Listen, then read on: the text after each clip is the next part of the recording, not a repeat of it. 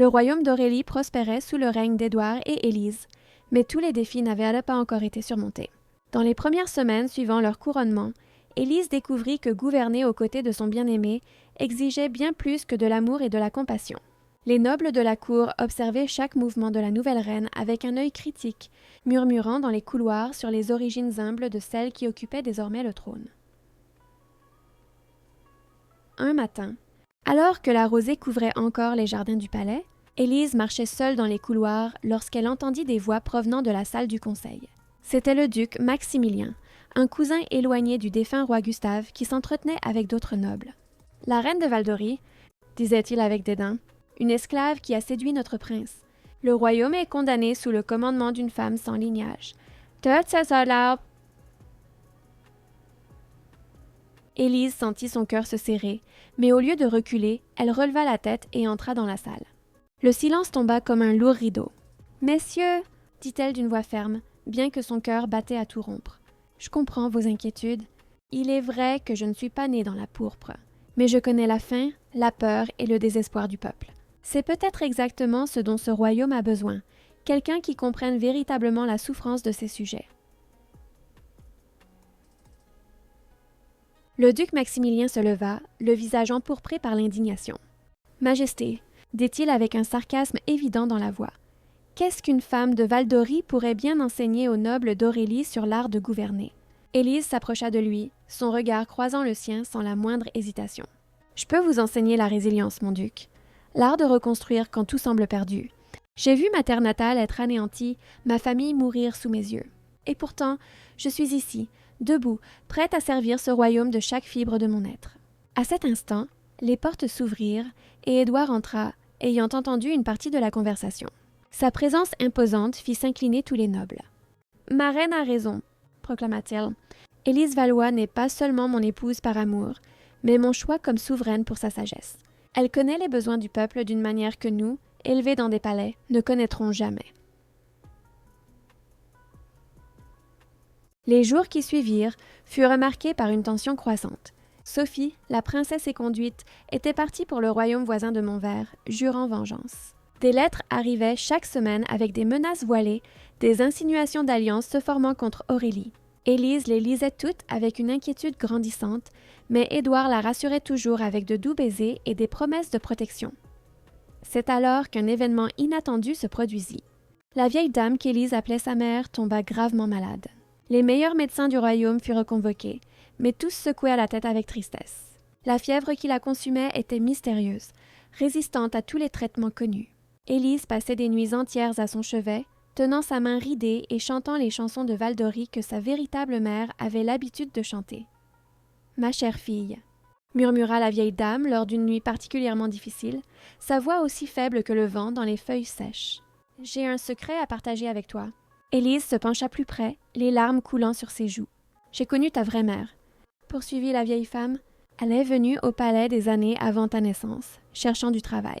C'était une femme belle et courageuse, tout comme toi. » Le cœur d'Élise s'emballa. « Vous avez connu ma mère?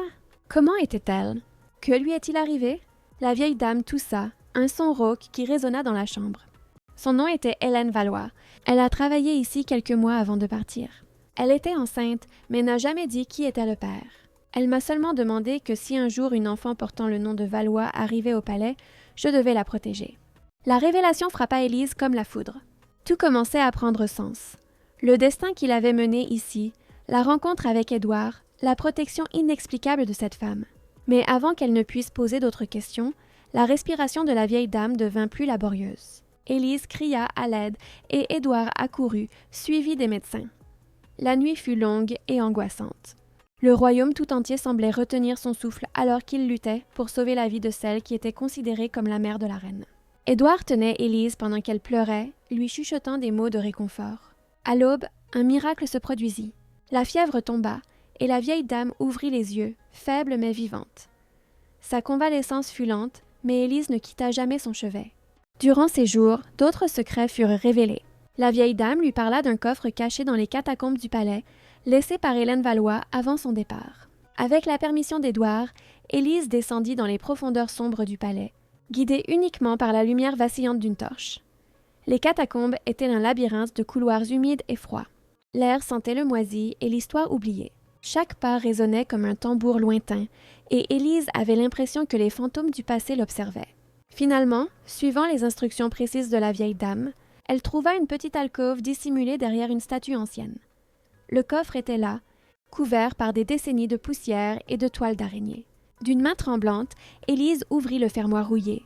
À l'intérieur, elle trouva des lettres jaunies, un médaillon en argent et un journal relié en cuir. Le médaillon contenait un portrait miniature d'une femme qui était son parfait reflet, vêtue simplement de vêtements d'une autre époque. C'était Hélène, sa mère. Élise passa des heures à lire le journal à la lueur des bougies dans ses appartements. Les pages révélaient une histoire d'amour interdit entre Hélène et un noble d'Aurélie, dont le nom avait été soigneusement effacé à chaque mention. Hélène écrivait sur ses rêves pour le bébé qu'elle portait, sur sa peur d'être découverte, sur la décision douloureuse de partir pour protéger son enfant. La dernière entrée était datée de quelques jours seulement avant la naissance d'Élise. « Mon cher enfant », avait écrit Hélène, « je te laisse cet héritage, non pas d'or ou d'argent, mais de vérité. Tu es un enfant de l'amour, peu importe ce que le monde pourra dire. Sois fort, sois courageux, et ne laisse jamais personne diminuer ta valeur. Le sang qui coule dans tes veines est noble, mais c'est ton cœur qui déterminera ta véritable valeur. »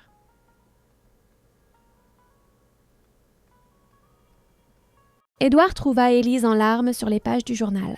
Sans un mot, il l'enveloppa dans ses bras, la laissant verser toutes les larmes qu'elle avait gardées. Quand elle put enfin parler, elle lui raconta tout. Édouard écouta en silence, son visage passant par une multitude d'émotions. « Est-ce que cela change quelque chose entre nous ?» demanda Élise, sa voix petite et craintive.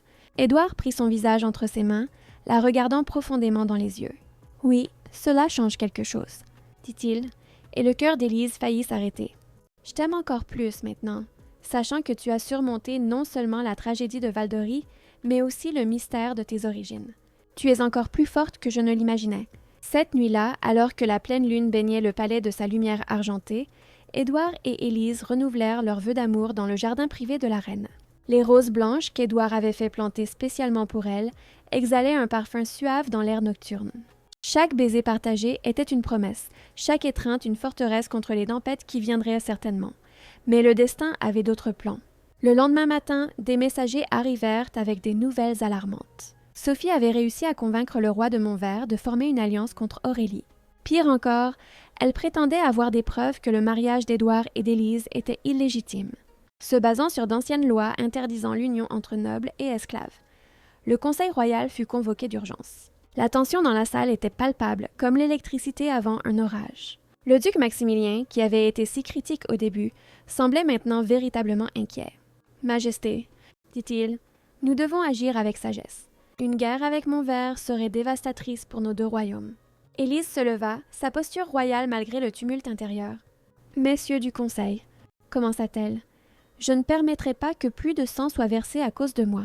Si mon abdication apporte la paix au royaume, je le ferai volontiers. » Knaasha Kaviawa.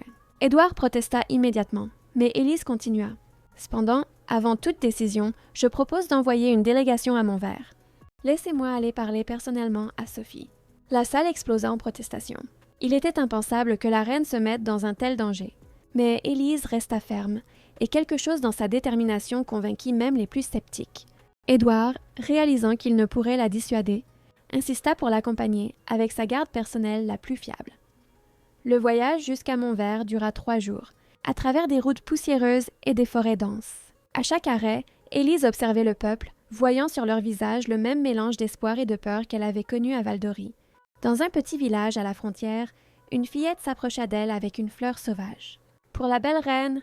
dit l'enfant avec un sourire édenté. Élise s'agenouilla et serra la fillette dans ses bras, promettant de tout faire pour éviter que cet enfant ne connaisse les horreurs de la guerre. Le palais de Montvert se dressait comme une montagne de pierres noires contre le ciel orageux. Sophie les attendait dans la salle du trône, vêtue d'une robe rouge sang qui accentuait sa beauté froide. À ses côtés, le vieux roi de Montvert observait avec des yeux calculateurs. « Alors, l'esclave de Valdorie ose poser le pied dans mon royaume, » dit Sophie, sa voix distillant le venin. Élise ne se laissa pas démonter. « Je viens en tant que reine d'Aurélie, » répondit-elle calmement, « et en tant que personne qui connaît le poids de la perte et la valeur de la paix.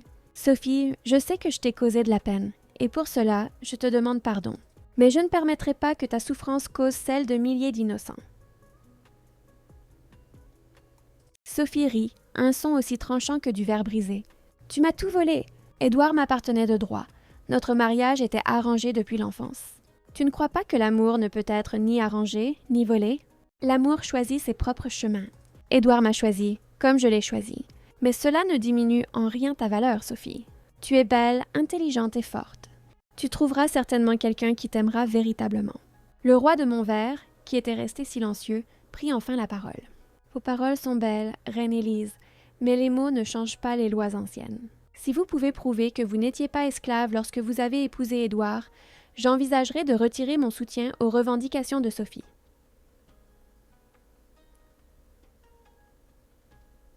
Élise sentit le poids de l'instant. Puis, d'une voix claire, elle commença à parler du journal de sa mère, du sang noble qui coulait dans ses veines, même s'il était né d'un amour interdit.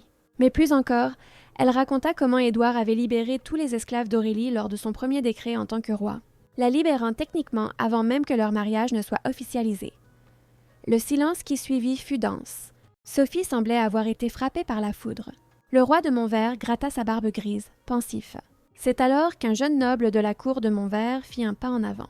« Majesté, » dit-il en s'adressant à son roi, « si vous me le permettez, j'aimerais parler en défense de la reine Élise. » Tous se tournèrent, surpris. Le jeune homme, présenté comme le prince Marc, fils cadet du roi, continua. « J'étais à Aurélie lors du couronnement, déguisé parmi le peuple pour observer. J'ai vu combien la reine Élise est aimée de ses sujets. J'ai vu comment elle a arrêté son carrosse royal pour aider un enfant blessé, comment elle a distribué des pièces de sa propre bourse aux pauvres.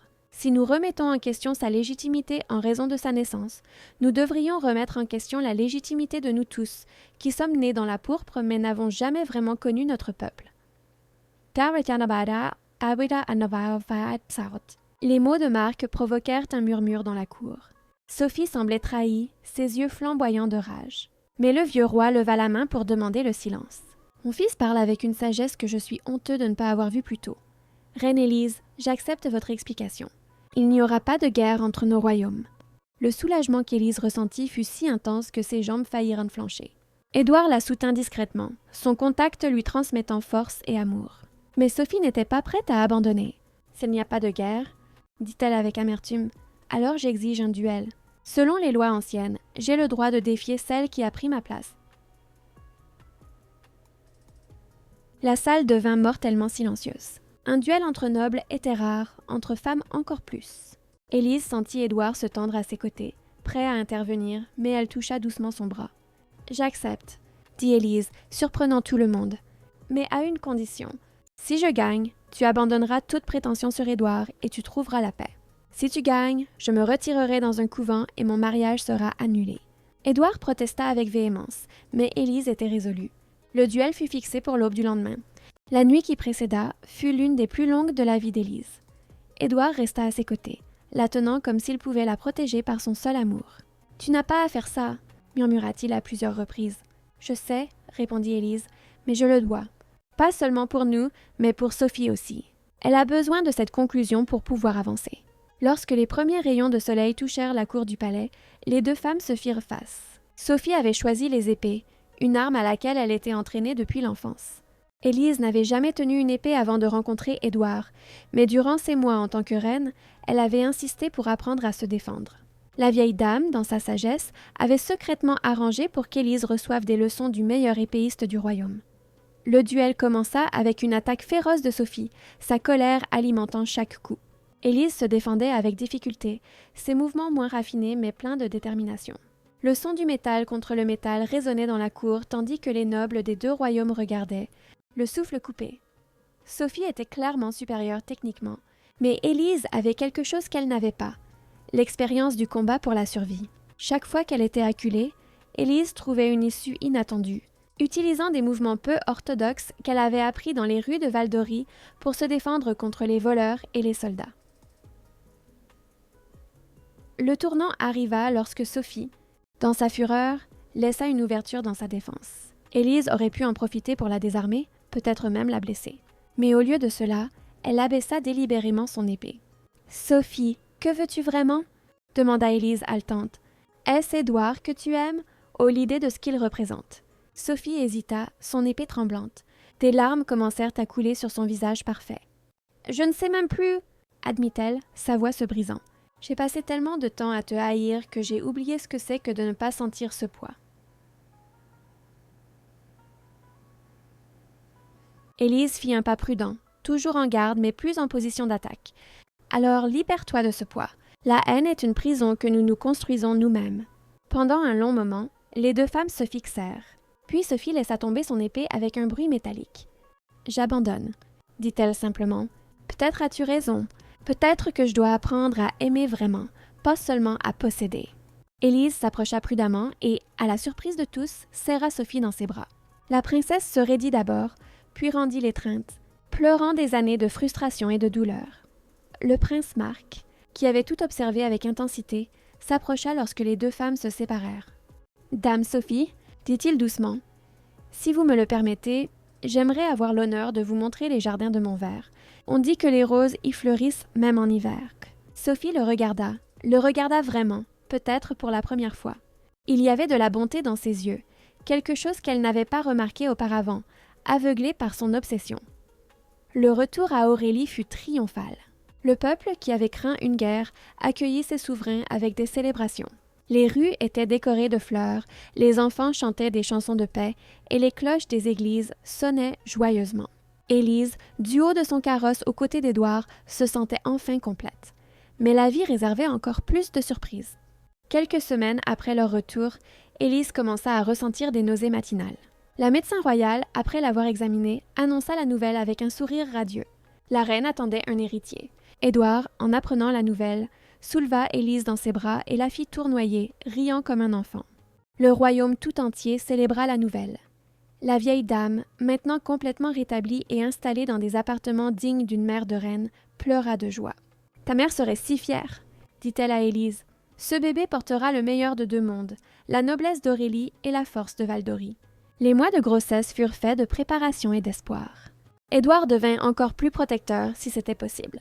Il fit venir les meilleures sages-femmes du royaume, créa un jardin spécial où Élise pouvait se promener en toute sécurité et passer des heures à parler au bébé encore dans le ventre, lui racontant des histoires d'amour et de courage. Laurent, l'ancien chancelier, fut retrouvé des mois plus tard, vivant comme un mendiant dans les rues d'un royaume lointain. Lorsque la nouvelle parvint à Élise, elle surprit tout le monde en le faisant chercher. Non pas pour le punir davantage, mais pour lui offrir une chance de rédemption. Un travail honnête dans les champs royaux, loin du palais, mais avec dignité. Laurent, brisé et humilié par la vie, accepta avec des larmes de gratitude. Ce fut par une nuit de pleine lune, semblable à celle où Édouard et Élise avaient renouvelé leurs vœux, que les douleurs de l'accouchement commencèrent. Le palais entra en effervescence. Édouard, défiant toute tradition, insista pour rester aux côtés d'Élise pendant tout le processus. Il lui tint la main pendant qu'elle criait, lui murmura des mots d'amour pendant qu'elle luttait pour mettre son enfant au monde. Quand enfin le cri du bébé résonna dans les couloirs, tout le royaume sembla soupirer de soulagement. C'était un garçon, en bonne santé et fort, avec les yeux bleus d'Édouard et les cheveux sombres d'Élise. Ils le nommèrent Alexandre Valois, unissant les deux mondes en son propre nom. La présentation du prince héritier fut un événement grandiose. Des délégations de tous les royaumes voisins vinrent rendre hommage. Sophie vint personnellement, désormais fiancée au prince Marc, son visage transformé par un bonheur sincère. Elle apporta un cadeau spécial, un petit cheval de bois sculpté qui avait appartenu à Édouard quand il était enfant, quelque chose qu'elle avait gardé toutes ces années. C'était un geste de paix véritable, une boucle bouclée. Le baptême du petit Alexandre fut célébré avec l'ouverture des portes du palais au peuple. Élise insista pour que tous, nobles et roturiers, riches et pauvres, puissent voir et bénir le futur roi. La file s'étendait sur des kilomètres, chaque personne apportant un petit présent ou simplement des mots de bénédiction. Parmi la foule, Élise remarqua un groupe de réfugiés de Valdorie. Leurs visages marqués par la souffrance s'illuminèrent lorsqu'elle les reconnut et s'adressa à eux personnellement. Elle leur parla dans leur dialecte natal, leur promit qu'ils seraient les bienvenus à Aurélie, qu'ils recevraient des terres à cultiver et l'opportunité de reconstruire leur vie. L'histoire d'Élise se répandit au-delà des frontières d'Aurélie. Les troubadours chantèrent l'esclave devenue reine, l'amour qui avait vaincu les préjugés, la sagesse née de la souffrance. Mais pour Élise, le plus important n'était pas les chansons ou les légendes. C'était le moment calme du matin où Alexandre dormait dans ses bras Édouard à ses côtés, la vieille dame brodant près de la fenêtre. Un jour, en se promenant dans les jardins avec son fils, maintenant un garçon curieux de 3 ans, Élise trouva une jeune esclave en fuite cachée parmi les rosiers. La fillette tremblait de peur, s'attendant à être punie. Élise s'agenouilla devant elle, se souvenant de son propre désespoir des années auparavant. « Quel est ton nom, mon enfant » demanda-t-elle doucement. « Marie, Majesté » répondit la fillette d'une voix tremblante. « S'il vous plaît, ne me renvoyez pas. » Élise regarda dans les yeux de la fillette et y vit son propre passé se refléter. Elle se leva et lui tendit la main. « Viens, Marie. À Aurélie, il n'y a plus d'esclaves, seulement des gens qui cherchent leur place au soleil. » La fillette prit sa main avec hésitation et Élise l'emmena au palais, où elle serait éduquée et soignée comme tous les autres enfants sous protection royale. Édouard, observant depuis la fenêtre de son bureau, sourit. Sa reine n'avait pas seulement apporté l'amour dans sa vie, elle avait transformé le royaume lui-même. Sous leur règne conjoint, Aurélie était devenue un phare d'espoir, un lieu où la naissance ne déterminait pas le destin, où le véritable amour était plus précieux que les alliances politiques. Mais le destin réservait encore des épreuves. Une terrible peste commença à se propager dans les royaumes voisins. Le peuple paniquait, les souvenirs de l'épidémie qui avait tué le roi Gustave encore frais. Élise et Édouard travaillèrent sans relâche, organisant des quarantaines, distribuant des remèdes, s'occupant personnellement des malades malgré les protestations de leurs conseillers. C'est durant cette crise qu'Élise découvrit un talent inattendu. Les herbes médicinales que sa vraie mère lui avait appris à reconnaître à Val-d'Ory, combinées aux connaissances des médecins royaux, créèrent des traitements efficaces. La reine passait des jours dans le laboratoire improvisé, ses mains tachées par le ver des plantes, son visage marqué par la fatigue mais illuminé par la détermination. Le petit Alexandre, faisant preuve d'un courage au-delà de son âge, insistait pour aider. Il portait des bandages, apportait de l'eau aux malades, son petit visage sérieux imitant les gestes attentionnés de sa mère. Édouard voyait en lui la compassion d'Élise et sentait sa poitrine se gonfler de fierté. La crise passa, laissant Aurélie plus forte et plus unie. Le peuple, qui aimait déjà sa reine, la vénérait désormais comme une sauveuse. Mais Élise refusait d'accepter tout le crédit. Dans chaque discours, elle mentionnait le courage des médecins, le dévouement des volontaires, la force du peuple. Cette humilité sincère ne faisait qu'accroître l'amour qu'il lui portait. Les années passèrent. Alexandre grandit, fort et juste, éduqué tant dans les arts de la guerre que dans ceux de la paix. Élise eut 2 autres enfants, les jumelles Hélène et Valentine, nommées en l'honneur de sa mère et de ses racines. Le palais résonnait de rires d'enfants, ce qui n'était jamais arrivé à l'époque austère du roi Gustave. La vieille dame, devenue une véritable aïeule, passait ses journées à raconter des histoires aux enfants royaux sur les temps anciens, sur le courage de leur mère, sur la façon dont le véritable amour trouve toujours un chemin. Ces paroles étaient gravées dans les jeunes cœurs, des graines de sagesse pour l'avenir. Lors d'une après-midi spéciale, le royaume célébrait le 10e anniversaire du couronnement d'Édouard et Élise.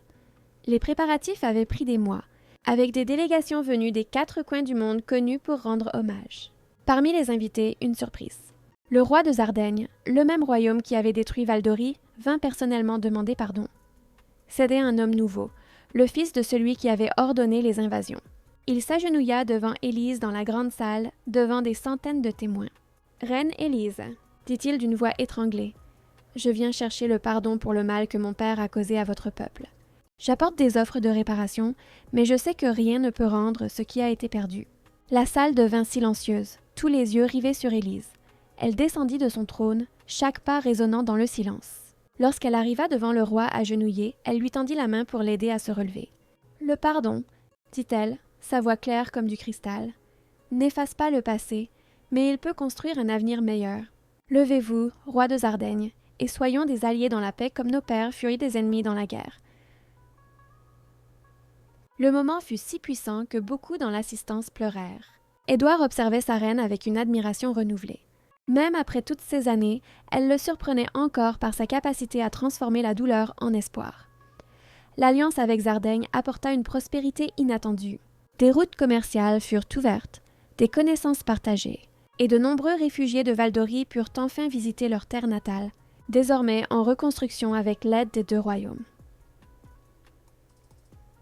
Élise fonda une école spéciale au palais, où les enfants de toutes origines pouvaient apprendre ensemble. Nobles et roturiers, riches et pauvres, tous assis sur les mêmes bancs, apprenant que le savoir ne connaît pas de frontières de classe. Alexandre y étudiait aussi, apprenant à voir ses futurs sujets comme des égaux et des amis. Ce fut lors d'une de ces classes qu'un incident changea tout. Un garçon noble se moqua d'une fillette pauvre à cause de ses vêtements rapiécés.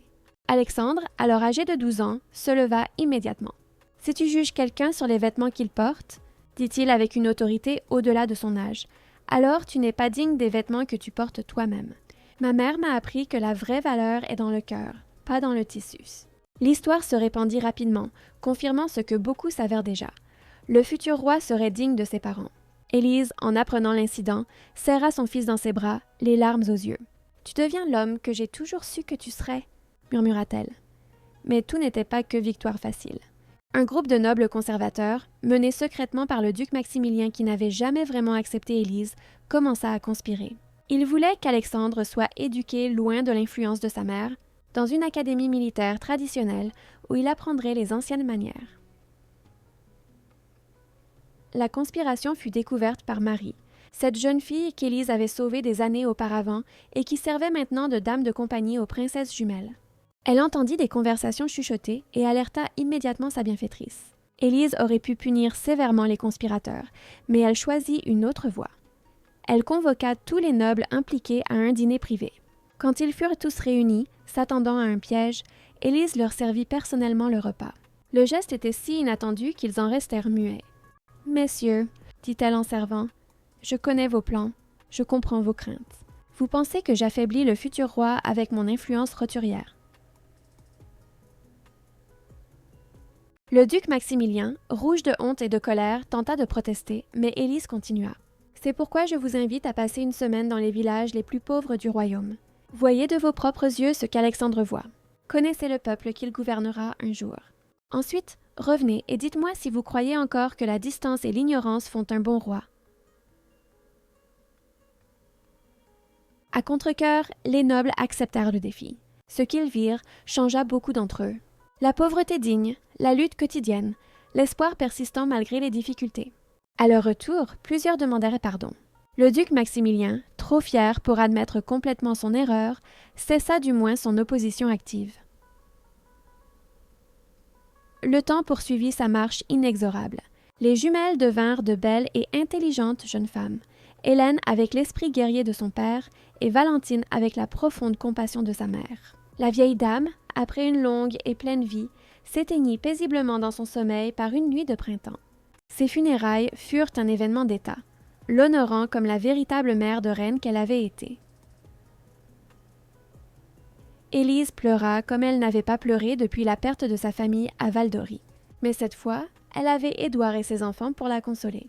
Alexandre, maintenant un jeune homme de 16 ans, prononça un discours émouvant sur la grand-mère de cœur qui leur avait à tous enseigné le vrai sens de la famille.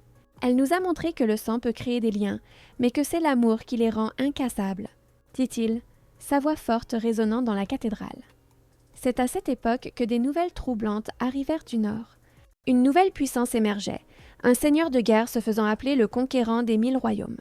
Ses forces avaient nommé 3 royaumes en moins d'1 an, et ses yeux se tournaient maintenant vers le sud, vers les terres prospères d'Aurélie et de ses alliés. Édouard convoqua un conseil de guerre, mais ce fut Élise qui proposa la stratégie la plus audacieuse. Au lieu d'attendre l'attaque, pourquoi n'essayons-nous pas d'abord la diplomatie? Envoyez-moi comme émissaire. J'ai déjà transformé des ennemis en alliés. Le conseil fut horrifié par la suggestion. C'était trop dangereux, trop insensé. Mais Alexandre surprit tout le monde en soutenant sa mère. Si quelqu'un peut trouver la paix là où d'autres ne voient que la guerre, c'est ma mère. Mais elle n'ira pas seule. Je l'accompagnerai. Édouard refusa d'abord catégoriquement, mais voyant la détermination dans les yeux de sa femme et de son fils, et se rappelant comment le courage d'Élise avait sauvé le royaume auparavant, il accepta à contre-cœur. Le voyage vers le nord fut ardu. Les routes devenaient plus sauvages de jour en jour, les villages plus clairsemés et effrayés. Les réfugiés fuyant vers le sud racontaient des histoires terribles sur le conquérant, sur sa cruauté, sur la façon dont il transformait les rois en serviteurs et les reines en esclaves. Lorsqu'ils arrivèrent enfin au camp du conquérant, Élise sentit un frisson lui parcourir l'échine. C'était une mer de tentes noires avec des étendards qui flottaient comme des corbeaux au vent. Des gardes brutaux les escortèrent jusqu'à la tente principale où le seigneur de guerre les attendait. Le conquérant était un homme immense, des cicatrices sillonnant son visage comme des cartes de violence. Mais lorsque ses yeux rencontrèrent ceux d'Élise, quelque chose changea dans son expression. Pendant un seul instant, elle ne vit pas un monstre, mais un homme brisé par la vie. « Alors, la reine d'Aurélie vient à moi ?»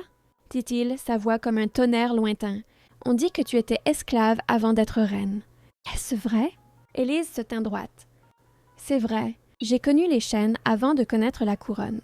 C'est pourquoi je sais que la vraie force ne consiste pas à soumettre les autres, mais à se libérer de ses propres chaînes intérieures. »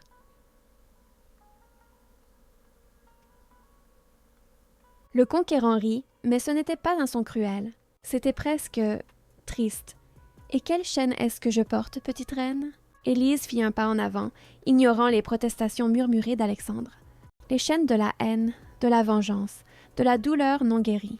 Je vois dans vos yeux la même obscurité que j'ai vue dans les miens quand j'ai tout perdu. Mais je vois aussi qu'il y a encore de la lumière, qui lutte pour survivre. » La salle devint mortellement silencieuse. Les généraux du conquérant s'attendaient à ce qu'il la tue pour une telle insolence. Au lieu de cela, le seigneur de guerre se leva lentement. « Tu ne sais rien de moi, femme ?» Élise ne recula pas. « Je sais que quelqu'un qui cherche à conquérir 1000 royaumes fuit quelque chose. Peut-être lui-même. Je sais que la violence est souvent le cri d'une douleur qui ne trouve pas d'autre mot. Et je sais que même les cœurs les plus endurcis peuvent trouver la rédemption. » Le conquérant marcha vers elle, sa silhouette imposante faisant instinctivement bouger la main d'Alexandre vers son épée. Mais Élise leva la main, demandant le calme. Le seigneur de guerre s'arrêta devant elle, si près qu'elle pouvait voir les larmes non versées dans ses yeux. « Ma famille a été massacrée quand j'avais 7 ans, » dit-il, sa voix n'étant plus qu'un murmure. « J'ai vu ma mère être... » Il ne put continuer. Élise, dans un geste qui choqua tous les présents, toucha doucement le bras du conquérant. « J'ai aussi perdu ma famille à cause de la violence. J'ai aussi connu la soif de vengeance. Mais j'ai appris que créer plus d'orphelins ne ramènera pas nos morts. Cela ne fait que perpétuer le cycle de la douleur. » L'homme immense trembla sous son toucher doux. Pendant 3 jours, Élise resta dans le camp, parlant avec le conquérant, qui révéla s'appeler Magnus. Il lui raconta son histoire complète, comment il avait été un prince heureux jusqu'à ce que la guerre détruise tout, comment il avait juré que personne ne serait plus jamais faible comme il l'avait été, comment chaque royaume conquis était une tentative de combler le vide en lui.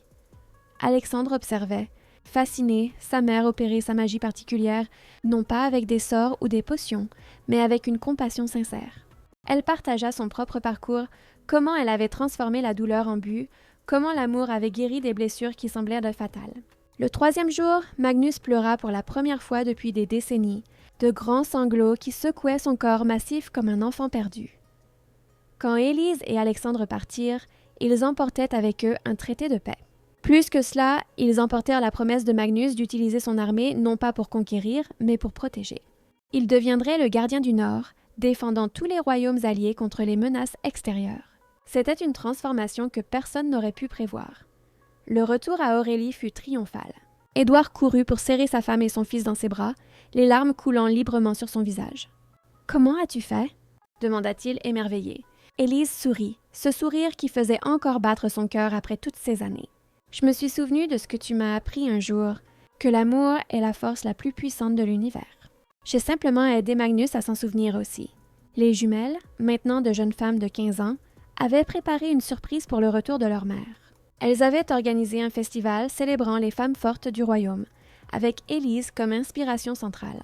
Artisanes, guérisseuses, enseignantes, toutes réunies pour montrer que la force féminine avait de nombreux visages. Pendant le festival, Élise remarqua une jeune femme qui observait tout de loin, le visage marqué par des ecchymoses mal guéries. Elle s'approcha discrètement et s'assit à côté d'elle.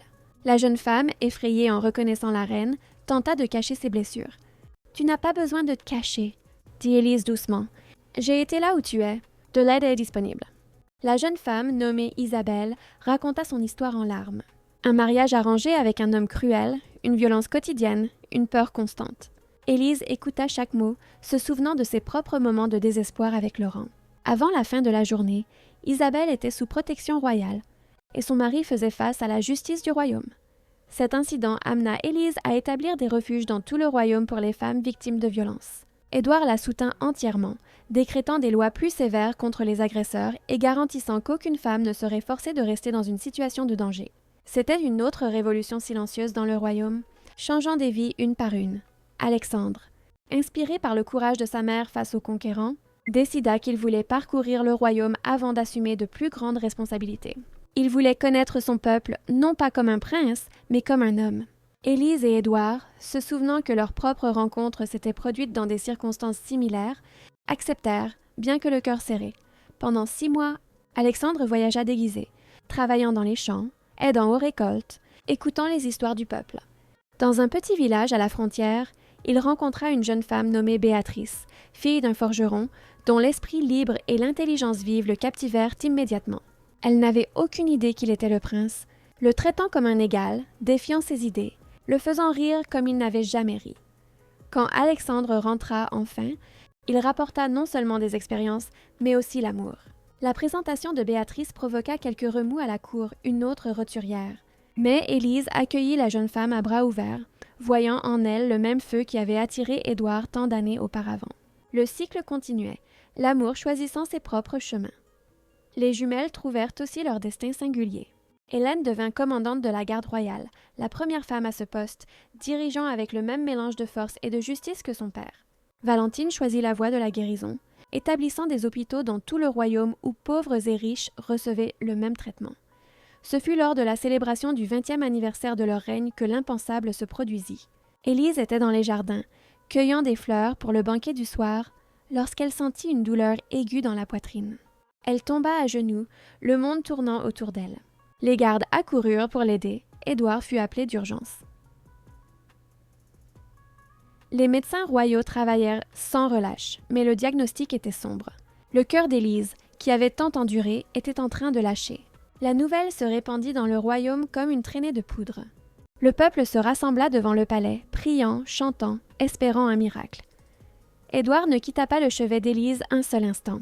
Il lui tenait la main, lui parlait de leurs enfants, du royaume qu'ils avaient construit ensemble, de l'amour qui brûlait toujours aussi fort qu'au premier jour. Élise souriait, faiblement, ses yeux encore emplis de cette lueur qui avait capturé le prince tant d'années auparavant. Une nuit particulièrement difficile, Élise demanda à voir chacun de ses enfants individuellement. À Alexandre, elle dit « Tu seras un grand roi, mon fils. Mais souviens-toi toujours que la couronne la plus lourde est celle qui oublie le poids de ses autres. » À Hélène, ta force est ta bonté déguisée en acier. Ne laisse jamais le monde t'endurcir complètement. À Valentine, ton cœur compatissant est le plus grand trésor du royaume. Guérit non seulement les corps, mais aussi les âmes. Pour Édouard, elle garda ses derniers mots de cette nuit-là.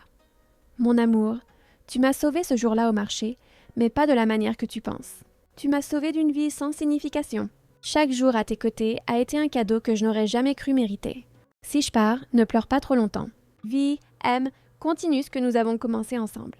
Mais Élise était plus forte que tout le monde ne le pensait. Progressivement, miraculeusement, elle commença à aller mieux. Les médecins ne pouvaient l'expliquer. Certains disaient que c'était le pouvoir de l'amour du peuple, d'autres que c'était la volonté de faire d'Élise elle-même. Elle préférait penser qu'elle avait simplement encore du travail à faire. La guérison fut lente, mais constante. Pendant cette période, le royaume montra sa vraie nature. Nobles et roturiers unis en veillée, anciens ennemis offrant leur aide, enfants faisant des dessins pour égayer la reine. Sophie, maintenant reine de Montvert aux côtés de Marc, vint personnellement prendre soin d'Élise, un geste qui émut tout le monde. Quand Élise put enfin apparaître au balcon royal, faible mais souriante, le rugissement de joie du peuple put être entendu dans les royaumes lointains.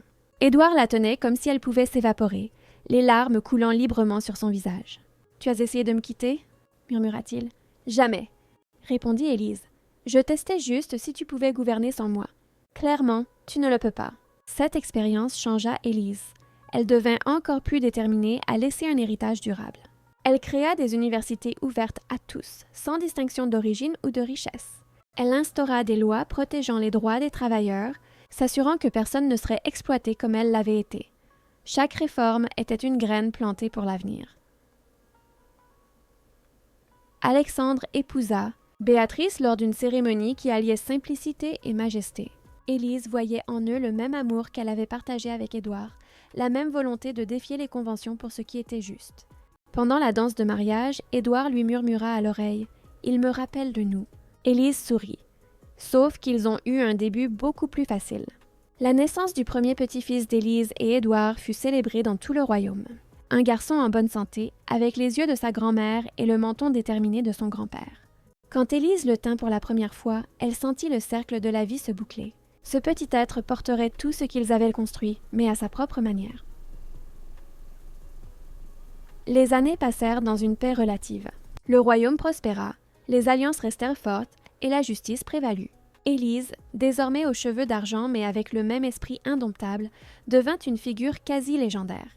Les enfants apprenaient l'histoire de l'esclave devenue reine, comment la compassion pouvait être plus puissante que les armées.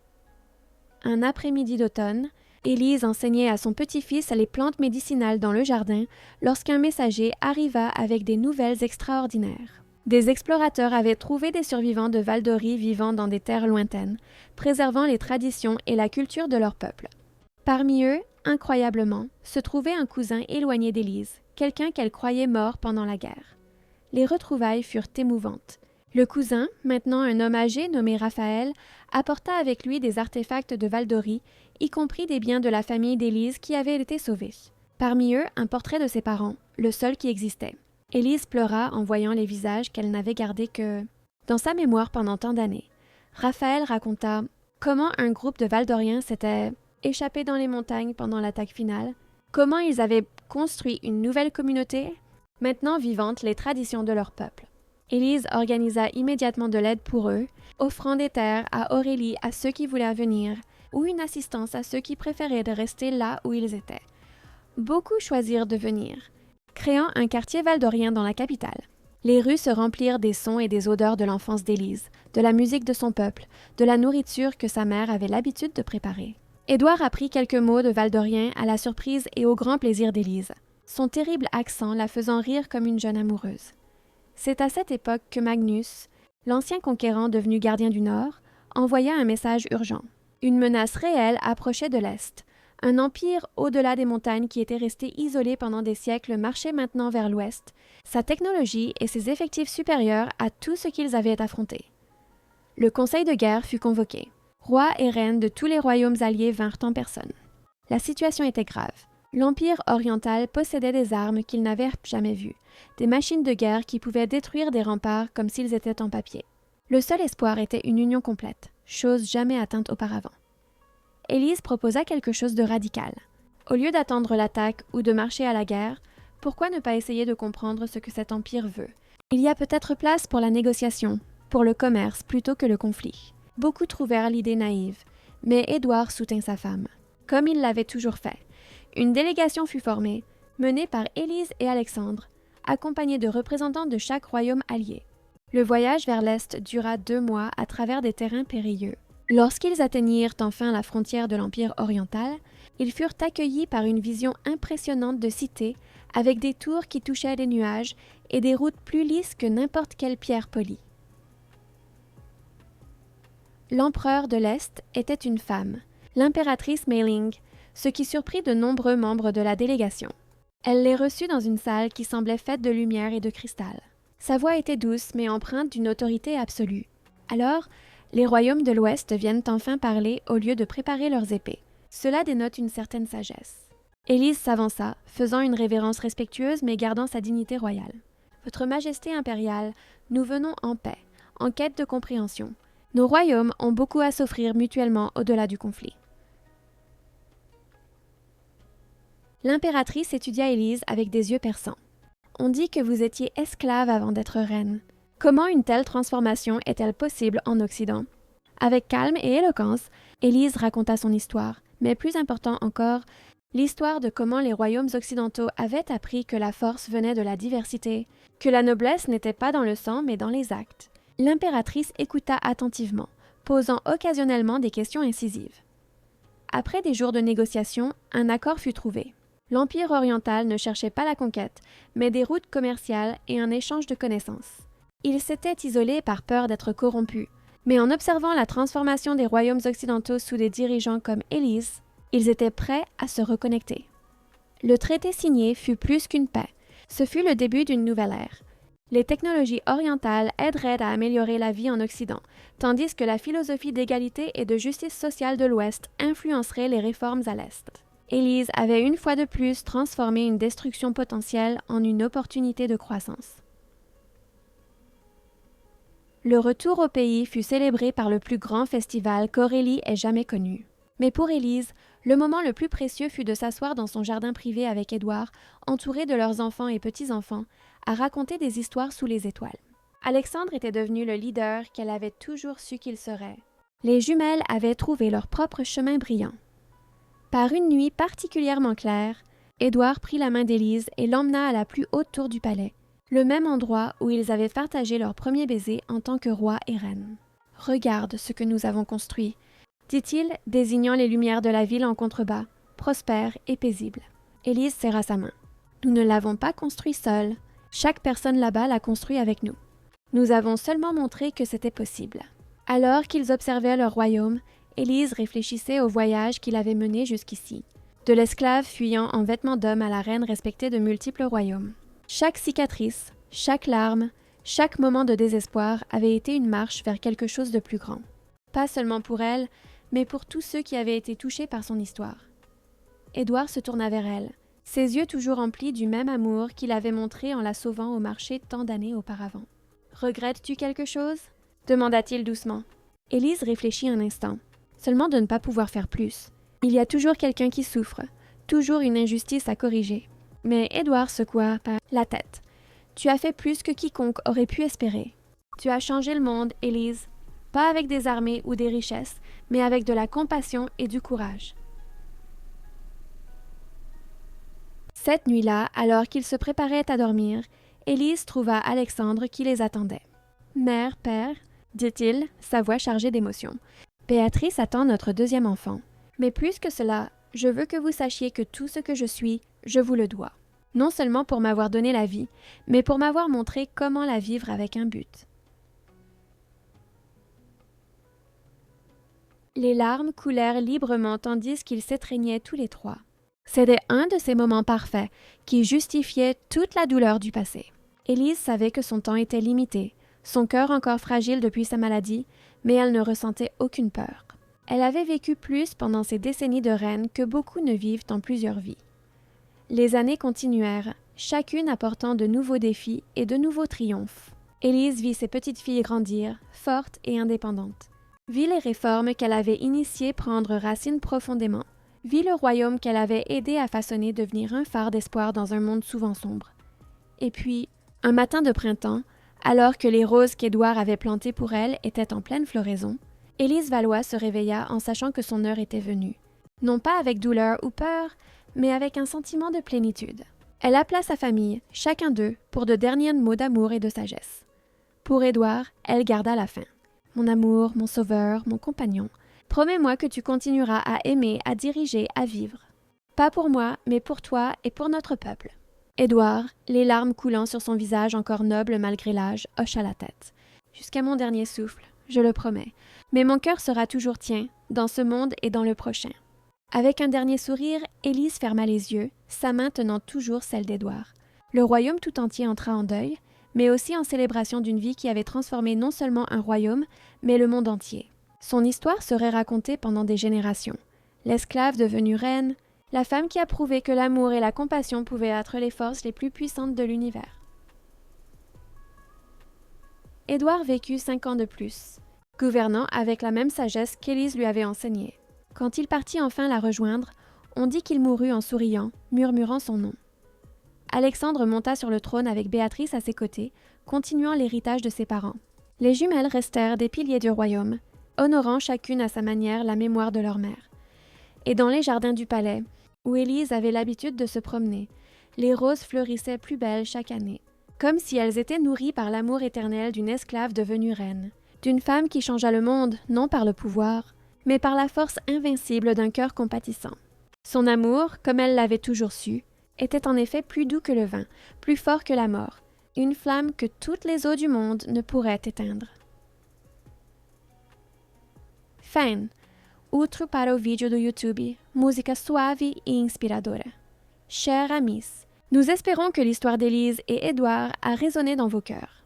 Cette saga épique nous rappelle que dans un monde gouverné par le lignage et les préjugés, le courage et l'amour véritable sont les forces les plus puissantes. L'amour d'une esclave et d'un roi n'a pas seulement uni deux cœurs, il a transformé un royaume tout entier, prouvant que la valeur réside dans le caractère et non dans la naissance. Que le parcours d'Élise et Édouard nous inspire à toujours affronter l'adversité, avec dignité et à ne jamais laisser nos origines définir notre destin. Partagez dans les commentaires ce que l'histoire d'Élise et Édouard vous a le plus appris sur l'amour et le dépassement de soi. Utilisez cet espace pour partager vos réflexions, suggérer les prochains contes et vibrer avec nous. Les idées les plus fascinantes pourraient bien devenir notre prochaine vidéo. À la prochaine pour de nouvelles histoires qui réchauffent l'âme et nous font croire en la force inébranlable de la compassion.